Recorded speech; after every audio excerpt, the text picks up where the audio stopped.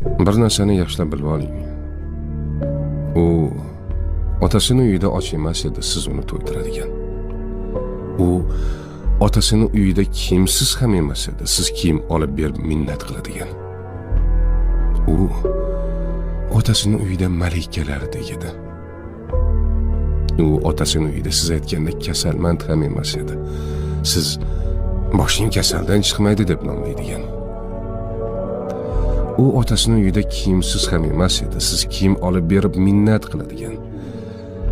Hammasdan kechib sizning yoningizga keldimi? Ayolingizni qadrlang. Ayol Allohning omonati. Uni xo'rlash omonatga xiyonatdir. Omonat qilib bergan zot bir kun omonatning ustida albatta hisob